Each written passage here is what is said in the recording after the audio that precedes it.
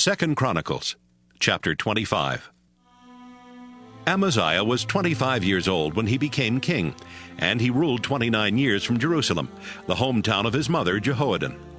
Even though Amaziah obeyed the Lord by doing right, he refused to be completely faithful. For example, as soon as he had control of Judah, he arrested and killed the officers who had murdered his father. But the children of those officers were not killed. The Lord had commanded in the law of Moses that only the people who sinned were to be punished. Amaziah sent a message to the tribes of Judah and Benjamin and called together all the men who were 20 years old and older. 300,000 men went to Jerusalem, all of them ready for battle and able to fight with spears and shields. Amaziah grouped these soldiers according to their clans and put them under the command of his army officers. Amaziah also paid almost 4 tons of silver to hire 100,000 soldiers from Israel. One of God's prophets said, "Your Majesty, don't let these Israelite soldiers march into battle with you.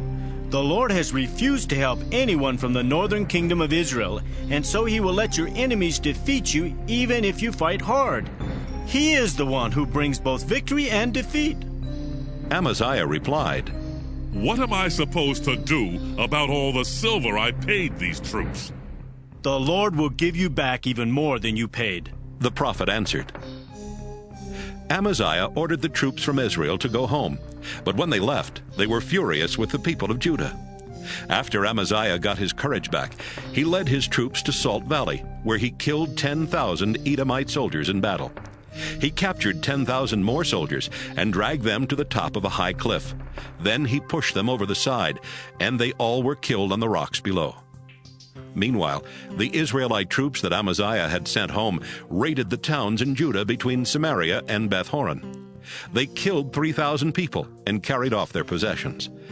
After Amaziah had defeated the Edomite army, he returned to Jerusalem. He took with him the idols of the Edomite gods and set them up.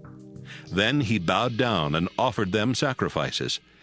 This made the Lord very angry, and he sent a prophet to ask Amaziah, "Why would you worship these foreign gods that couldn't even save their own people from your attack?" But before the prophet finished speaking, Amaziah interrupted and said, "You're not one of my advisors.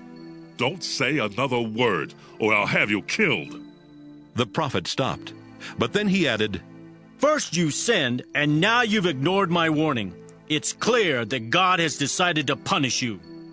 King Amaziah of Judah talked with his officials, then sent a message to King Jehoash of Israel. "Come out and face me in battle." Jehoash sent back a reply that said, Once upon a time, a small thorn bush in Lebanon arranged the marriage between his son and the daughter of a large cedar tree. But a wild animal came along and trampled the small bush. Amaziah, you think you're so powerful because you defeated Edom, but stay at home and do your celebrating. If you cause any trouble, both you and your kingdom of Judah will be destroyed. God made Amaziah stubborn because he was planning to punish him for worshiping the Edomite gods.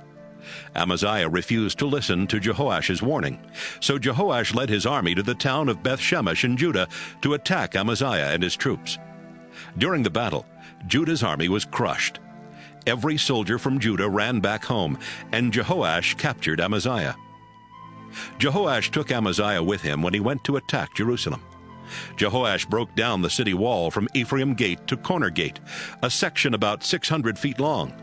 He carried away the gold, the silver, and all the valuable furnishings from God's temple, where the descendants of Obed-Edom stood guard. He robbed the king's treasury, took hostages, then returned to Samaria. Amaziah lived 15 years after Jehoash died. Everything else Amaziah did while he was king is written in the history of the kings of Judah and Israel.